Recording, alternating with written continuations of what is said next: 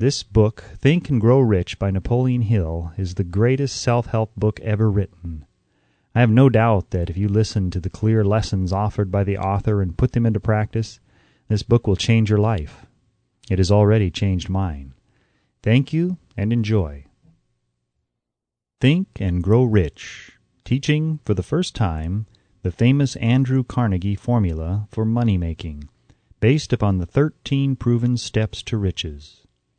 Organized through 25 years of research in collaboration with more than 500 distinguished men of great wealth, who proved by their own achievements that this philosophy is practical, by Napoleon Hill, author of The Law of Success Philosophy, published by the Ralston Society, 1938, Meridian, Connecticut. Copyright 1937 by Napoleon Hill, all rights reserved. Tributes to the author from great American leaders. Think and Grow Rich was 25 years in the making. It is Napoleon Hill's newest book based upon his famous law of success philosophy.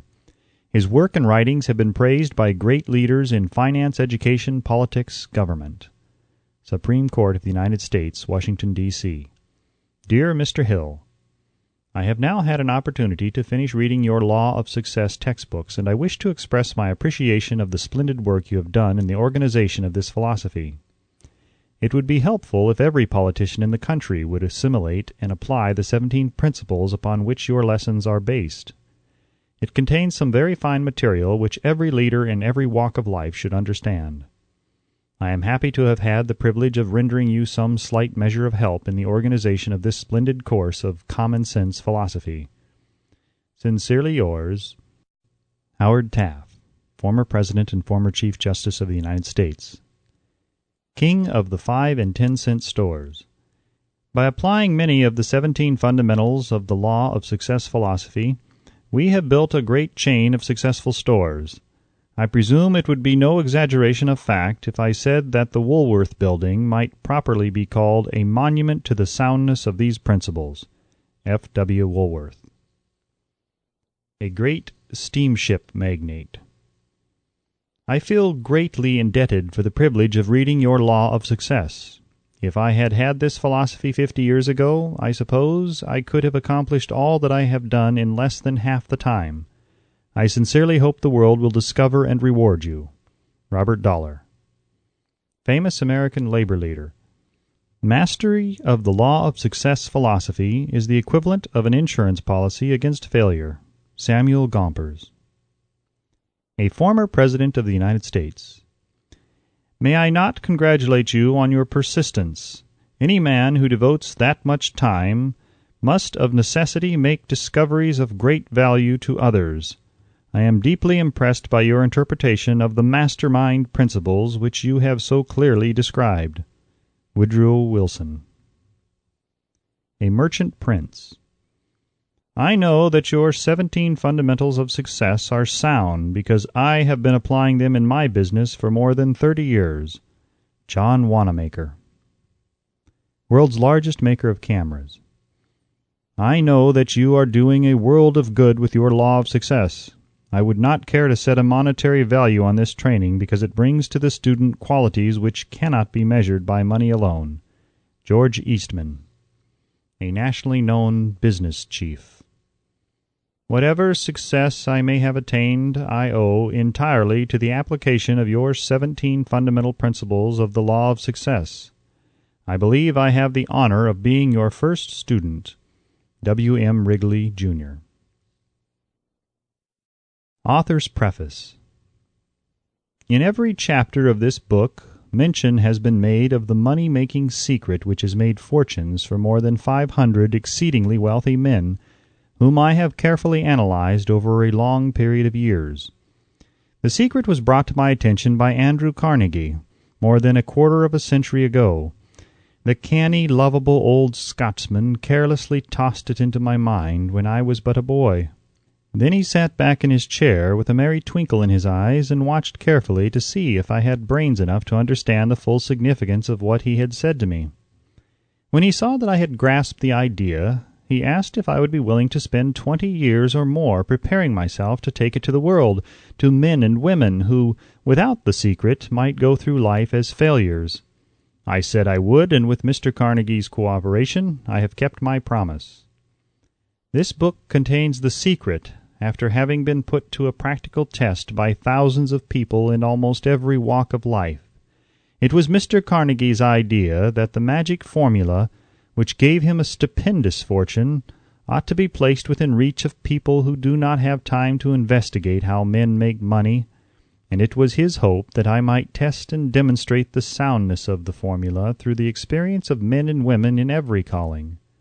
He believed the formula should be taught in all public schools and colleges, and expressed the opinion that if it were properly taught it would so revolutionize the entire educational system that the time spent in school could be reduced to less than half. His experience with Mr. Charles M. Schwab and other young men of Mr. Schwab's type convinced Mr. Carnegie that much of that which is taught in the schools is of no value whatsoever in connection with the business of earning a living or accumulating riches. He had arrived at this decision because he had taken into his business one young man after another, many of them with but little schooling, and by coaching them in the use of this formula, developed in them rare leadership. Moreover, his coaching made fortunes for every one of them who followed his instructions. In the chapter on faith, you will read the astounding story of the organization of the giant United States Steel Corporation, as it was conceived and carried out by one of the young men through whom Mr. Carnegie proved that his formula will work for all who are ready for it. This single application of the secret, by that young man, Charles M. Schwab, made him a huge fortune in both money and opportunity. Roughly speaking, this particular application of the formula was worth $600 million. These facts, and they are facts well known to almost everyone who knew Mr. Carnegie, give you a fair idea of what the reading of this book may bring to you, provided you know what it is that you want. Even before it has undergone 20 years of practical testing, the secret was passed on to more than 100,000 men and women who have used it for their personal benefit, as Mr. Carnegie planned that they should. Some have made fortunes with it. Others have used it successfully in creating harmony in their homes. A clergyman used it so effectively that it brought him an income of upwards of $75,000 a year. Arthur Nash, a Cincinnati tailor, used his near-bankrupt business as a guinea pig on which to test the formula. The business came to life and made a fortune for its owners. It is still thriving, although Mr. Nash has gone. The experiment was so unique that newspapers and magazines gave it more than $1 million worth of laudatory publicity. The secret was passed on to Stuart Austin Weir of Dallas, Texas. He was ready for it, so ready that he gave up his profession and studied law. Did he succeed? That story is told too. I gave the secret to Jennings Randolph the day he graduated from college, and he has used it so successfully that he is now serving his third term as a member of Congress, with an excellent opportunity to keep on using it until it carries him to the White House. While serving as advertising manager of the LaSalle Extension University, when it was little more than a name, I had the privilege of seeing J.G.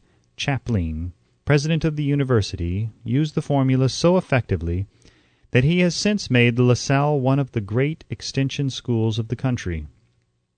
The secret to which I refer has been mentioned no fewer than 100 times throughout this book. It has not been directly named, for it seems to work more successfully when it is merely uncovered and left in sight, where those who are ready and searching for it may pick it up. That is why Mr. Carnegie tossed it to me so quietly without giving me its specific name. If you are ready to put it to use, you will recognize this secret at least once in every chapter. I wish I might feel privileged to tell you how you will know if you are ready, but that would deprive you of much of the benefit you will receive when you make the discovery in your own way. While this book was being written, my own son, who was then finishing the last year of his college work, picked up the manuscript of Chapter 2, read it, and discovered the secret for himself. He used the information so effectively that he went directly into a responsible position at a beginning salary greater than the average man ever earns. His story has been briefly described in Chapter 2. When you read it, perhaps you will dismiss any feeling you may have had at the beginning of the book that it promised too much. And 2, if you have ever been discouraged, if you have had difficulties to surmount which took the very soul out of you, if you have tried and failed, if you were ever handicapped by illness or physical affliction, this story of my son's discovery and use of the Carnegie formula may prove to be the oasis in the desert of lost hope for which you have been searching. This secret was extensively used by President Woodrow Wilson during the World War. It was passed on to every soldier who fought in the war, carefully wrapped in the training received before going to the front. President Wilson told me it was a strong factor in raising the funds needed for the war. More than 20 years ago, Honorable Manuel L. Quizon, then Resident Commissioner of the Philippine Islands, was inspired by the secret to gain freedom for his people. He has gained freedom for the Philippines and is the first president of the Free State. A peculiar thing about this secret is that those who once acquire it and use it find themselves literally swept on to success, with but little effort, and they never again submit to failure. If you doubt this, study the names of those who have used it, wherever they have been mentioned. Check their records for yourself, and be convinced. There is no such thing as something for nothing. The secret to which I refer cannot be had without a price, although the price is far less than its value. It cannot be had at any price by those who are not intentionally searching for it. It cannot be given away. It cannot be purchased for money, for the reason that it comes in 2 parts. One part is already in possession of those who are ready for it. The secret serves equally well all who are ready for it. Education has nothing to do with it. Long before I was born, the secret had found its way into the possession of Thomas A. Edison, and he used it so intelligently that he became the world's leading inventor, although he had but 3 months of schooling. The secret was passed on to a business associate of Mr. Edison. He used it so effectively that although he was then making only $12,000 a year, he accumulated a great fortune and retired from active business while still a young man. You will find his story at the beginning of the first chapter. It should convince you that riches are not beyond your reach, that you can still be what you wish to be, that money, fame, recognition, and happiness can be had by all who are ready and determined to have these blessings. How do I know these things? You should have the answer before you finish this book. You may find it in the very first chapter or on the last page. While I was performing the 20-year task of research which I had undertaken at Mr. Carnegie's request, I analyzed hundreds of well-known men, many of whom admitted that they had accumulated their vast fortunes through the aid of the Carnegie secret. Among these men were Henry Ford, William Wrigley, Jr., John Wanamaker, James J. Hill, George S. Parker, E.M. Statler, Henry L. Doherty, Cyrus K. Curtis, George Eastman, Theodore Roosevelt, John W. Davis, Albert Hubbard, Wilbur Wright, William Jennings Bryan, Dr. Demitted Starr Jordan, J. Ogden Armour, Charles M. Schwab, Harris F. Williams, Dr. Frank Gonzalez, Daniel Willard, King Gillette, Ralph A. Weeks, Judge Daniel T. Wright, John D. Rockefeller, Thomas A. Edison, Frank A. Vanderlip, F. W. Woolworth, Colonel Robert A. Dollar, Edward A. Feline, Edwin C. Barnes, Arthur Brisbane, Woodrow Wilson, William Howard Taft, Luther Burbank, Edward W. Bach, Frank A. Munsey, Albert H. Gary, Dr. Alexander Graham Bell, John H. Patterson, Julius Rosenweld, Stuart Austin Weir, Dr. Frank Crane, George M. Alexander, J. G. Chaplin, Honorable Jennings Randolph, Arthur Nash, Clarence Darrow. These names represent but a small fraction of the hundreds of well-known Americans whose achievements, financially and otherwise, prove that those who understand and apply the Carnegie secret reach high stations in life. I have never known anyone who was inspired to use the secret who did not achieve noteworthy success in his chosen calling. I have never known any person to distinguish himself or to accumulate riches of any consequence without possession of the secret. From these two facts I draw the conclusion that the secret is more important, as a part of the knowledge essential for self-determination, than any which one receives through what is popularly known as education. What is education, anyway? This has been answered in full detail. As far as schooling is concerned, many of these men had very little. John Wanamaker once told me that what little schooling he had, he acquired in very much the same manner as a modern locomotive takes on water, by scooping it up as it runs. Henry Ford never reached high school, let alone college. I am not attempting to minimize the value of schooling, but I am trying to express my earnest belief that those who master and apply the secret will reach high stations, accumulate riches, and bargain with life on their own terms, even if their schooling has been meager. Somewhere, as you read, the secret to which I refer will jump from the page and stand boldly before you, if you are ready for it. When it appears, you will recognize it. Whether you receive the sign in the first or the last chapter, stop for a moment when it presents itself, and turn down a glass, for that occasion will mark the most important turning point of your life. We pass now to Chapter 1, and to the story of my very dear friend who has generously acknowledged having seen the mystic sign, and whose business achievements are evidence enough that he turned down a glass. As you read his story and the others, remember that they deal with the important problems of life such as all men experience. The problems arising from one's endeavor to earn a living, to find hope, courage, contentment, and peace of mind, to accumulate riches, and to enjoy freedom of body and spirit. Remember, too, as you go through the book, that it deals with facts and not with fiction, its purpose being to convey a great universal truth through which all who are ready may learn, not only what to do, but also how to do it, and receive as well the needed stimulus to make a start. As a final word of preparation, before you begin the first chapter, may I offer one brief suggestion which may provide a clue by which the Carnegie secret may be recognized. It is this: all achievement, all earned riches have their beginning in an idea. If you are ready for the secret, you already possess one half of it. Therefore, you will readily recognize the other half the moment it reaches your mind. The Author. Chapter 1. Introduction. The Man Who Thought His Way into Partnership with Thomas A. Edison. Truly, thoughts are things, and powerful things at that, when they are mixed with definiteness of purpose, persistence, and a burning desire for their translation into riches or other material objects.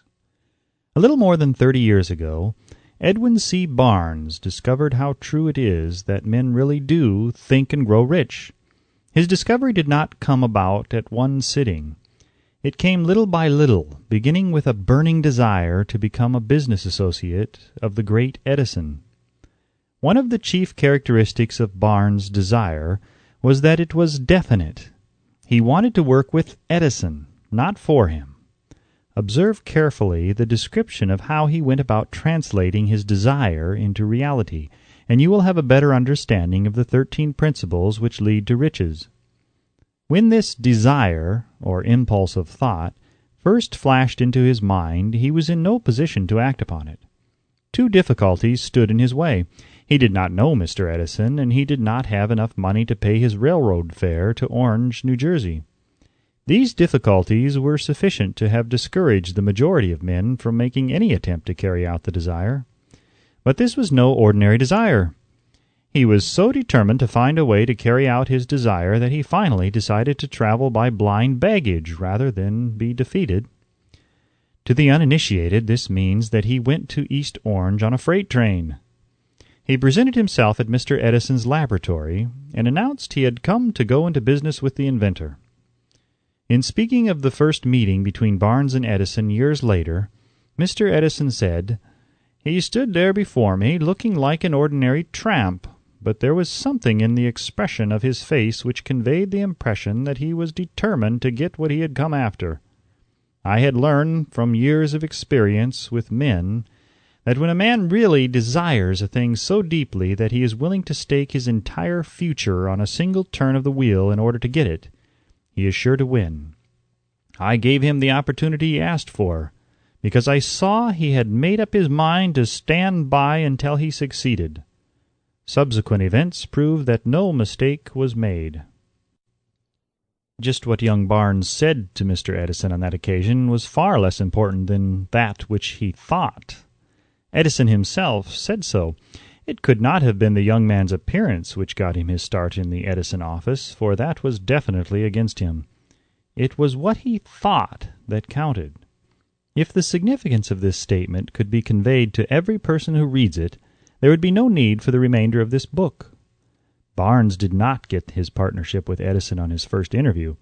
He did get a chance to work in the Edison offices at a very nominal wage, doing work that was unimportant to Edison, but most important to Barnes, because it gave him an opportunity to display his merchandise where his intended partner could see it.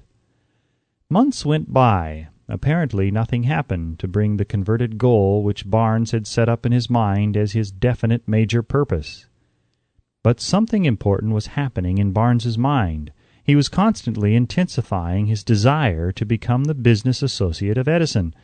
Psychologists have correctly said that when one is truly ready for a thing, it puts in its appearance. Barnes was ready for a business association with Edison. Moreover, he was determined to remain ready until he got that which he was seeking. He did not say to himself, "Ah, well, what's the use? I guess I'll change my mind and try for a salesman's job." But he did say, "I came here to go into business with Edison, and I'll accomplish this end if it takes the remainder of my life." He meant it. What a different story men would have to tell if only they would adopt a definite purpose, and stand by that purpose until it had time to become an all-consuming obsession. Maybe young Barnes did not know it at the time, but his bulldog determination, his persistence in standing back of a single desire, was destined to mow down all opposition and bring him the opportunity he was seeking. When the opportunity came, it appeared in a different form, and from a different direction than Barnes had expected. That is one of the tricks of opportunity. It has a sly habit of slipping in by the back door, and often it comes disguised in the form of misfortune or temporary defeat. Perhaps this is why so many fail to recognize opportunity. Mr. Edison had just perfected a new office device known at that time as the Edison dictating machine, now the Ediphone. His salesmen were not enthusiastic over the machine. They did not believe it could be sold without great effort. Barnes saw his opportunity. It had crawled in quietly, hidden in a queer-looking machine which interested no one but Barnes and the inventor. Barnes knew he could sell the Edison dictating machine. He suggested this to Edison and promptly got his chance. He did sell the machine. In fact, he sold it so successfully that Edison gave him a contract to distribute and market it all over the nation.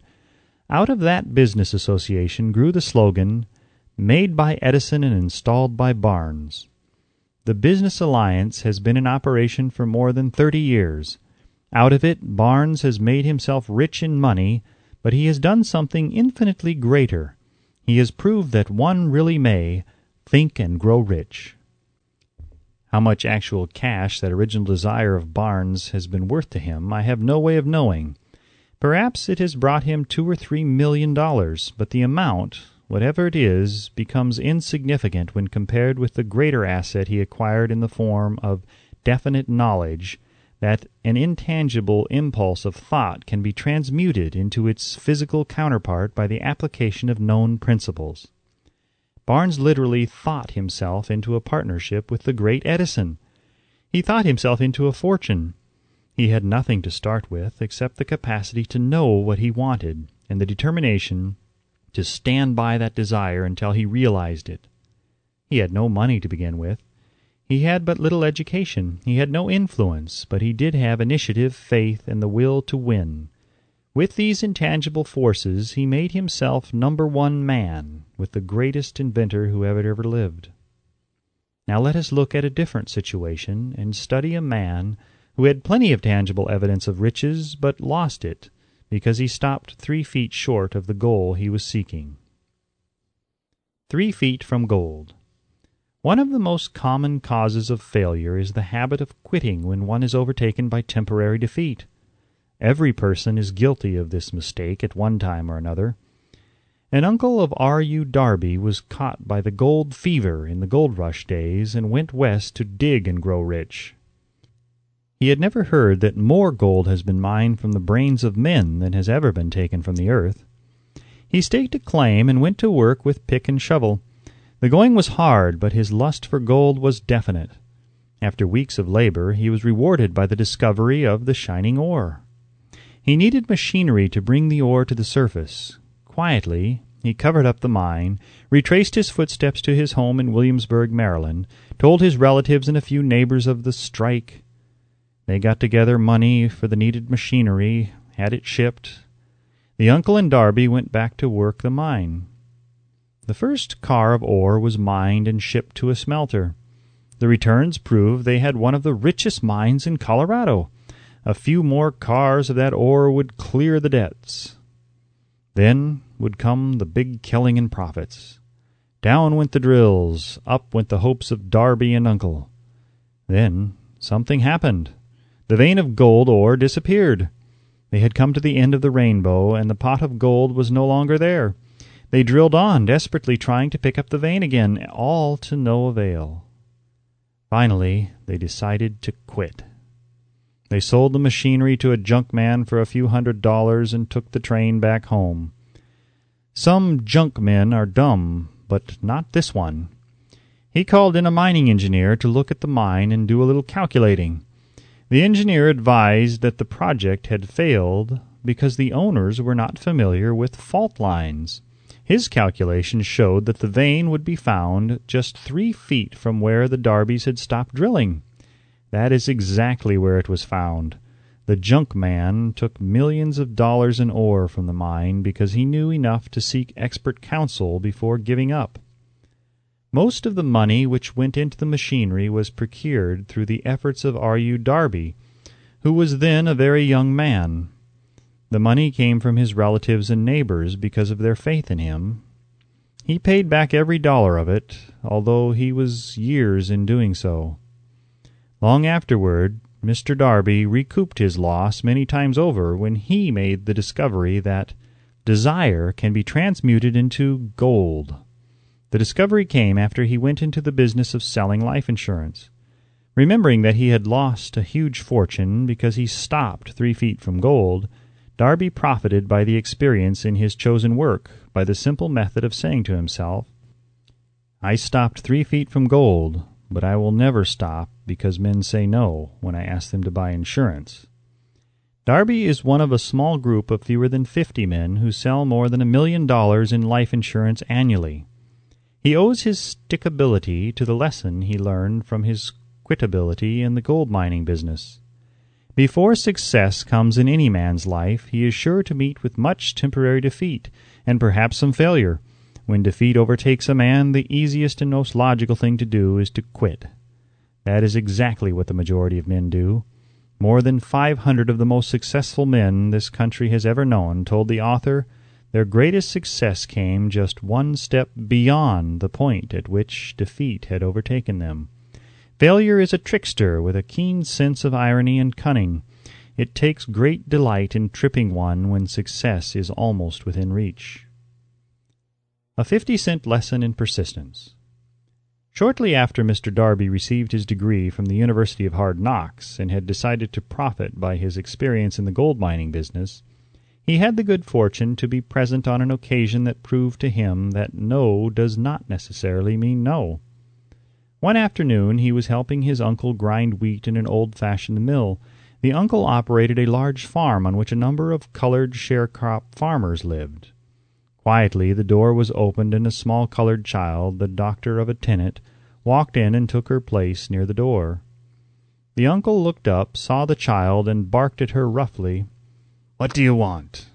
Meekly the child replied, "My mammy say send her 50 cents. "I'll not do it," the uncle retorted. "Now run on home." "Yassa," the child replied, but she did not move. The uncle went ahead with his work, so busily engaged that he did not pay enough attention to the child to observe that she did not leave. When he looked up and saw her still standing there, he yelled at her, "I told you to go on home. Now go, or I'll take a switch to you." The little girl said, "Yassa," but she did not budge an inch. The uncle dropped a sack of grain he was about to pour into the mill hopper, picked up a barrel stave, and started toward the child with an expression on his face that indicated trouble. Darby held his breath.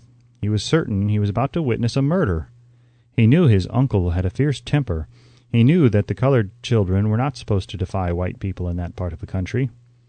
When the uncle reached the spot where the child was standing, she quickly stepped forward, one step, looked up into his eyes, and screamed at the top of her shrill voice, "My mammy's got to have that 50 cents!"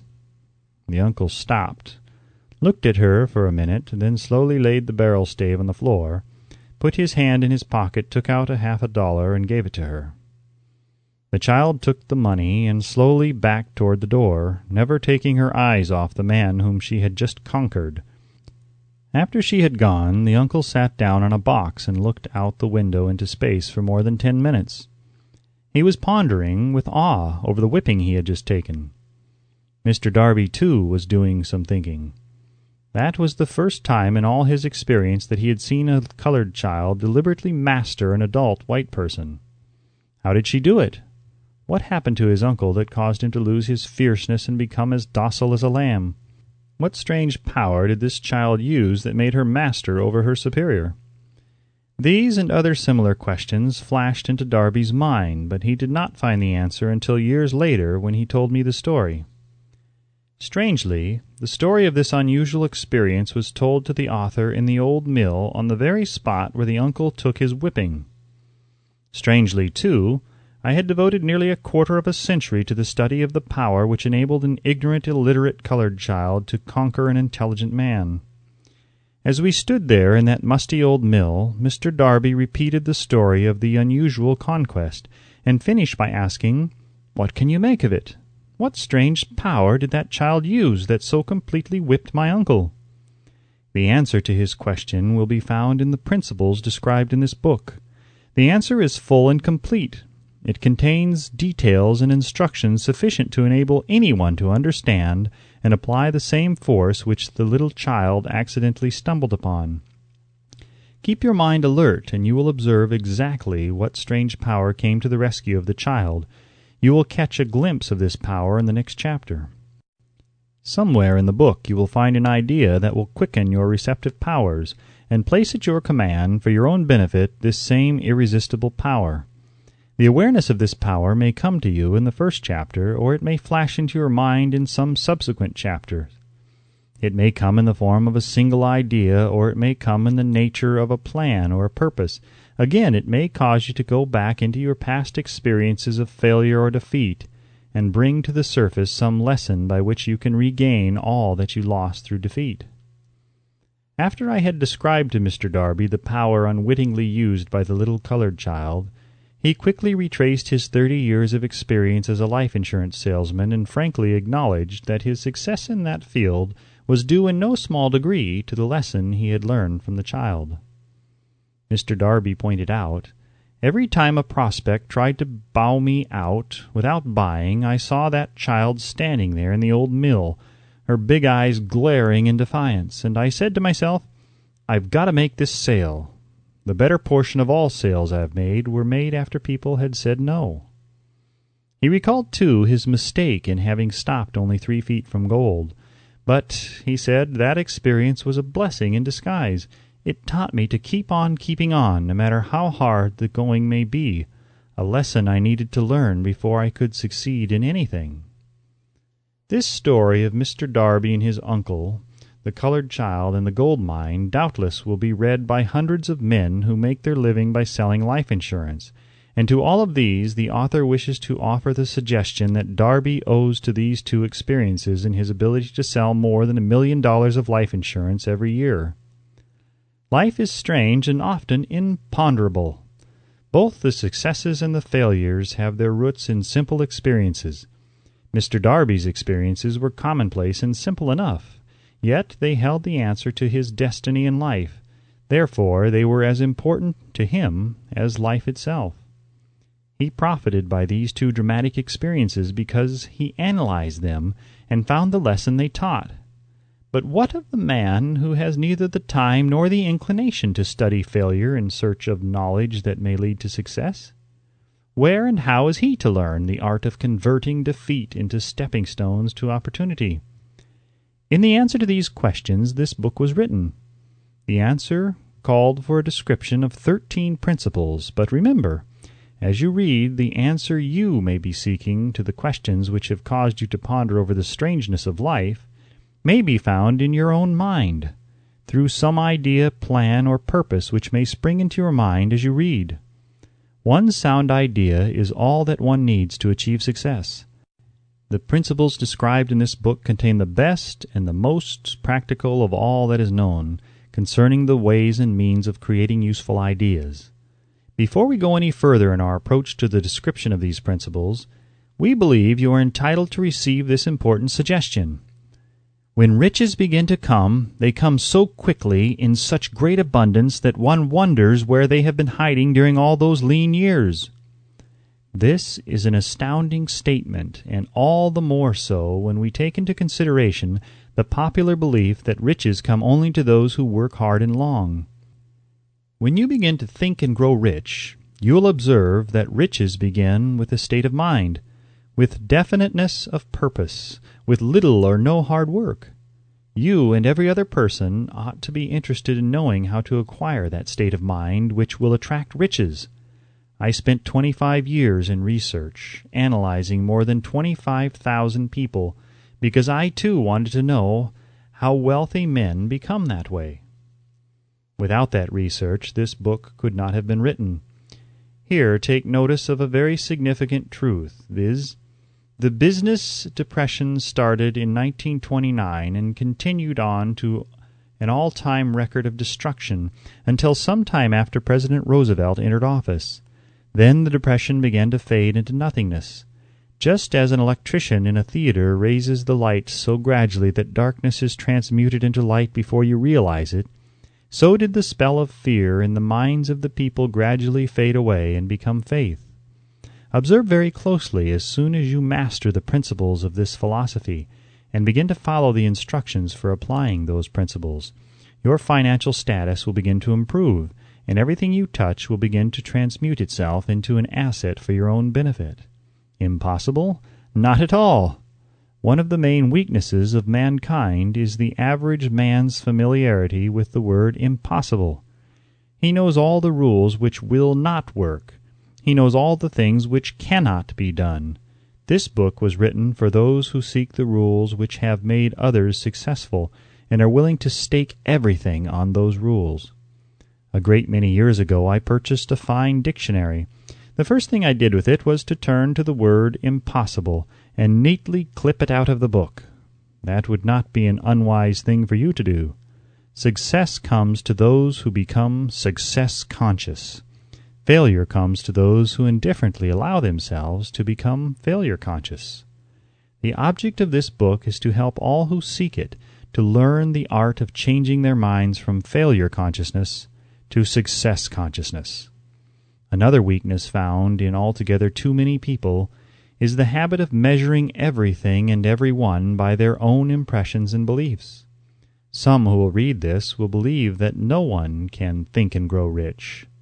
They cannot think in terms of riches because their thought habits have been steeped in poverty, want, misery, failure, and defeat.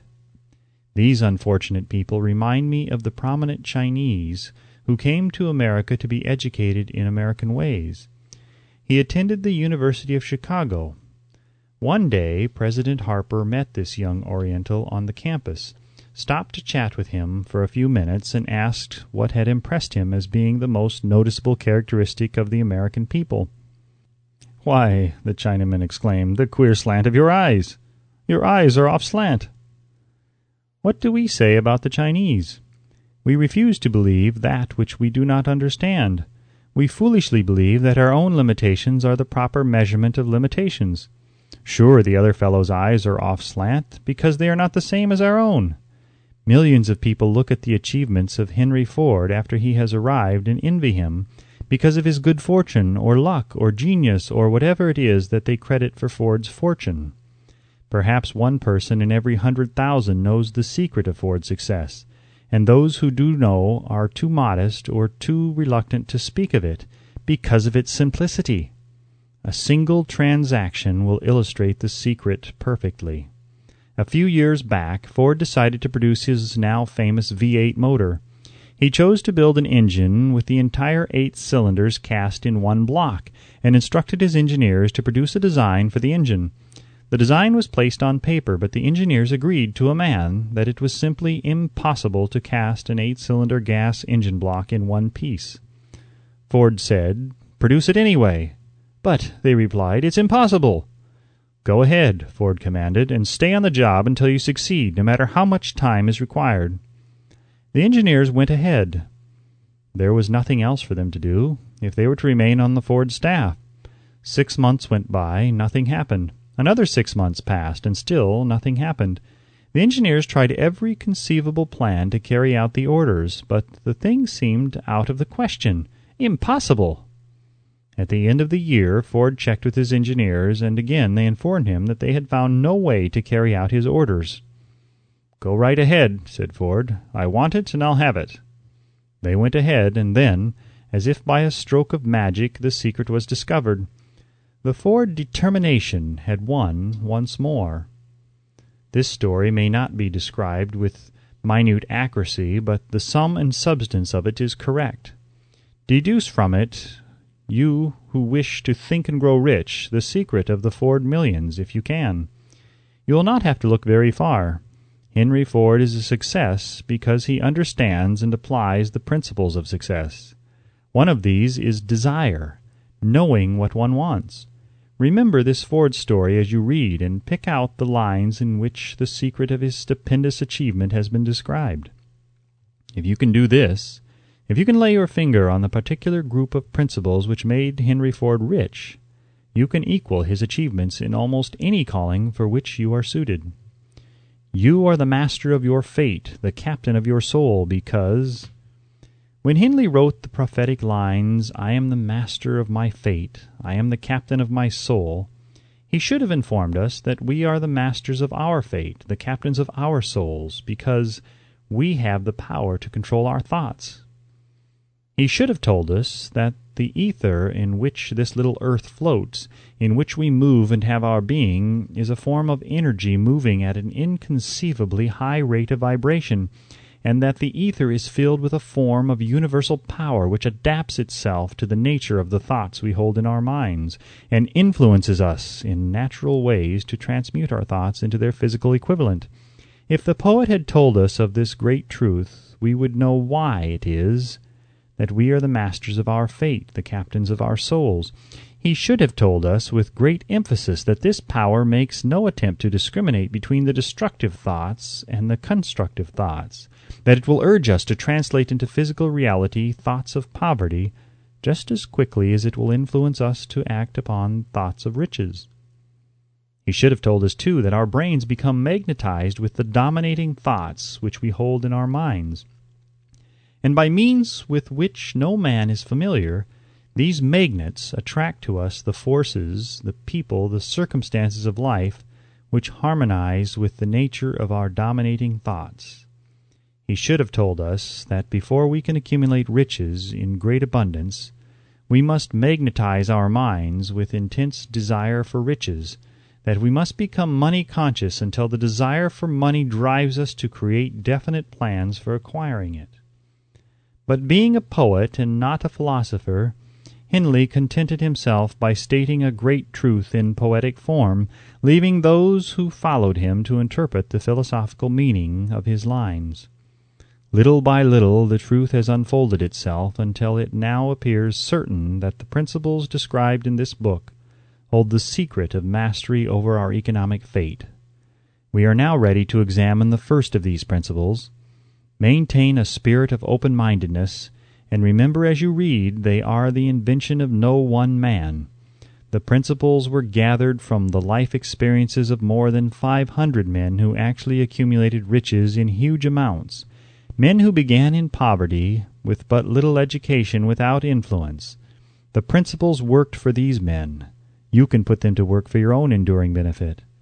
You will find it easy, not hard, to do. Before you read the next chapter, I want you to know that it conveys factual information which might easily change your entire financial destiny, as it has so definitely brought the changes of stupendous proportions to two people described. I want you to know also that the relationship between these two men and myself is such that I could have taken no liberties with the facts, even if I had wished to do so. One of them has been my closest personal friend for almost 25 years, and the other is my own son. The unusual success of these two men, success which they generously accredit to the principle described in the next chapter, more than justifies this personal reference as a means of emphasizing the far-flung power of this principle. Almost 15 years ago, I delivered the commencement address at Salem College, Salem, West Virginia.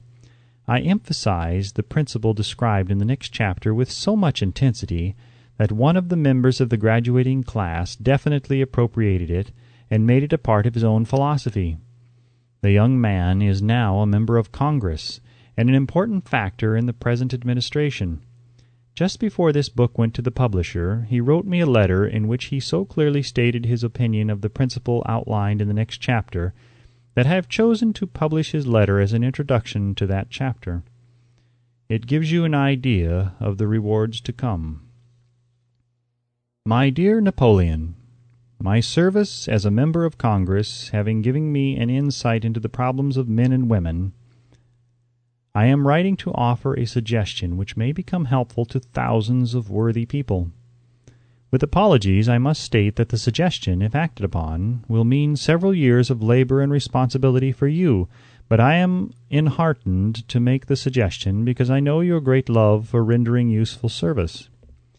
In 1922, you delivered the commencement address at Salem College when I was a member of the graduating class. In that address, you planted in my mind an idea which has been responsible for the opportunity I now have to serve the people of my state, and will be responsible in a very large measure for whatever success I may have in the future. The suggestion I have in mind is that you put into a book the sum and substance of the address you delivered at Salem College, and in that way give the people of America an opportunity to profit by your many years of experience and association with the men who, by their greatness, have made America the richest nation on earth. I recall, as though it were yesterday, the marvelous description you gave of the method by which Henry Ford, with but little schooling, without a dollar, with no influential friends, rose to great heights. I made up my mind then, even before you had finished your speech, that I would make a place for myself, no matter how many difficulties I had to surmount. Thousands of young people will finish their schooling this year, and within the next few years. Every one of them will be seeking just such a method of practical encouragement as the one I received from you. They will want to know where to turn, what to do to get started in life. You can tell them because you have helped to solve the problems of so many, many people. If there is any possible way that you can afford to render so great a service, may I offer the suggestion that you include with every book one of your personal analysis charts, in order that the purchaser of the book may have the benefit of a complete self-inventory, indicating, as you indicated to me years ago, exactly what is standing in the way of success.